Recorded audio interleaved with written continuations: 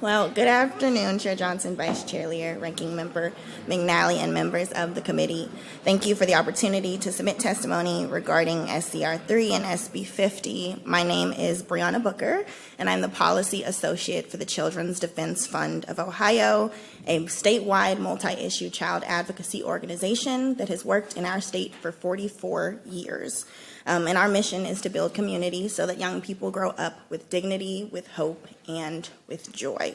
I'm here to speak today in opposition to child labor and employment changes outlined in SCR 3 and SB 50.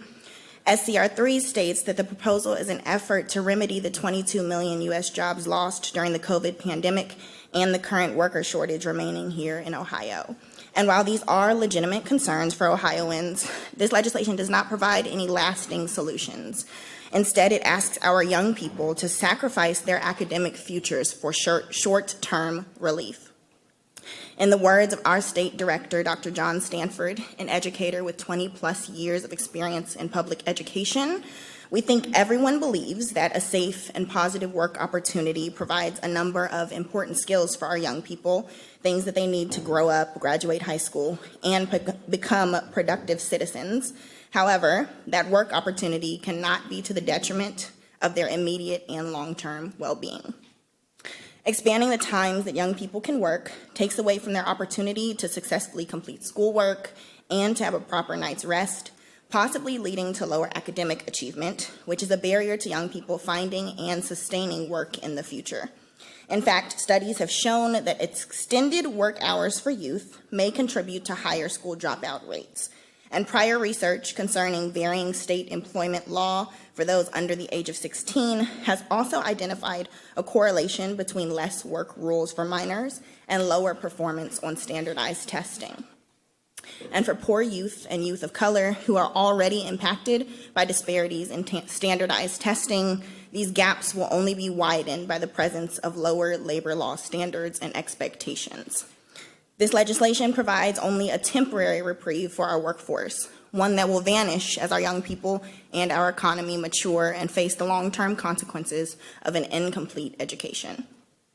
The academic disparities caused by expanded working hours for minors are also likely to have other negative implications for children marginalized by society, pushing struggling families further into abject poverty and placing a heavier burden on the backs of children.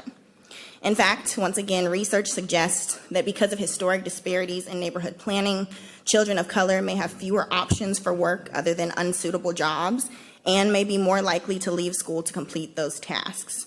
Furthermore, as of 2023, the Department of Labor reported an extreme increase in the number of child labor law violations since 2019, and lowering child labor regulations and expectations will only exacerbate these issues, and it's likely that it will disproportionately impact Black children, according to the Annenberg Institute at Brown University. Essentially, enabling children to work later each day would be nothing more than a temporary Band-Aid on the open wound of joblessness in Ohio, creating a higher labor shortage in the future by socially disinvesting in the education of our young people.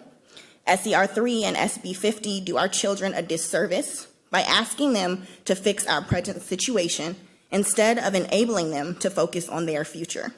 Put very simply, children should not have to be the solution to adult problems. Again, thank you for the opportunity to submit testimony, and at this time, I'm happy to answer any questions you all may have. Thank you for your testimony. Representative Rader, do you have a question for the witness? You may proceed. Yes, thank you, Mr. Chair. Thank you for your testimony here today. I had an opportunity to talk with some of our labor partners about this bill over the weekend just to get a sense for where they're at. And one of the concerns they raised was the fact that by expanding this, children essentially would potentially be putting more pressure on and potentially even taking jobs from adults who do these jobs full-time and are more skilled and get a higher wage. So maybe employers are looking to reduce cost, hiring children instead of adults, taking their jobs essentially. Is that a concern of yours as well, or can you speak to that point? Yeah, it's not necessarily a concern that I've looked into. However, I think the easiest way to put it is exploitation, right? I think, and this is not to generalize business owners at all, but I think that cutting cost is always, a thing to do. And so I'm not going to negate, that as a reasoning, and it is a possibility. Thank you. Ranking Member or Vice Chair Lear. Please, I apologize, and then we'll go to Rep. White. Thank you, Chair. I was wondering, do you have any statistics, or could you provide them to compare the generational differences between the percentage of teens who are working? Just anecdotally, it seems like many more teens were working when I was younger, and in that group from 16 to 18. And it seems like a lot fewer teens are actually working today until they leave school or whatever. So I'm just wondering, do you have numbers, or can you get those for us? I can absolutely get those for you. My state director, John Stanford, he was going to come present to you all today, so he has that information. He's out of town. Once he returns, I can share the information with you. Thank you. Yes, ma'am. Representative White. Thank you, Chair, and thank you for your testimony. My question has to do with a little more about where we are right now with teens working and the things that have changed in their lives. So I had a job at 14, but I worked at the library. So there was someone there. Everyone that worked at the library knew my age. They protected me. They made sure that I only did certain hours, and they made sure I was in and out at a certain time so I could complete my studies. And also making sure that I was told, even though I was a worker, to remain educated. If you're going to be a worker, be an educated worker, whether it's informal or formal. So my question about that is, when I look at teens today, the amount of work they do, the social pressures, social media, and that, it is so much happening. And now the expanded requirements for schools, such as my niece, she carries a straight A student, but she also has to do 3 or 4 sports just to be able to compete enough to enter college or programs you want. So can you speak to how that has even changed, that even kids expanding those hours, we continue to take away their generation in the ways have changed to be able to compete and to become our leaders here in the generation of Ohio? Yes, ma'am.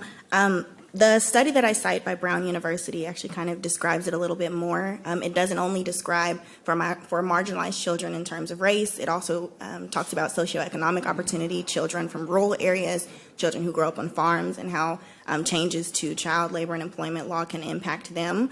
Also, I will say labor looks a lot different for children today. If you've ever seen social media, you can tell that immediately.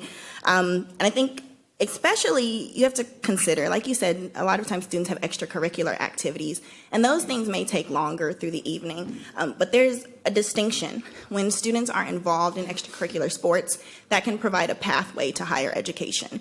They may get scholarships. A lot of sports programs have a requisite GPA that they have to maintain. Whereas when they work longer hours, they're actually more likely to not excel academically. And so when we think about that and we think about sustaining their futures, especially in the industries that teenagers do tend to work, and we're talking about a living wage and giving them opportunity for a living wage, then extending their hours is not necessarily a positive thing. And I hope that answered your question. Sure. Thank you, Chair, and thank you again. So that does answer it. So I just wanted to follow up when you brought up education and a living wage. When we see our kids graduating, and we're looking at overall the state of Ohio, would you still, or how would you describe then education and being educated in this state is still an equivocator when it comes to race or poverty, and it breaks that cycle. And when you're just working, and maybe right now that wage is good as a kid, but I can tell you what I made at 14 would never sustain me when I was in college. You know, you have to make more. So when we talk about education being an equivocator and what we earn keeping us where we need to be as far as in the social and economic class in our state, how would you say as far as economic justice, how does this help kids? How does this help the next generation? Yeah, I think limiting the number of hours, first and foremost, when you see marginalized children, especially children of color, Black children, not only the types of jobs that they tend to work, but the hours, there's more familial pressure. A lot of multicultural or ethnic communities tend to have a more familial outlook on our society and on our culture. And so sometimes when we work, it's not just us working for us, it's us working for our family. And so extending these hours, as Representative Rader kind of talked about a little bit, but in a different way, it can exploit our communities. And so when we talk about access to higher education, we need students to have access to opportunities in school.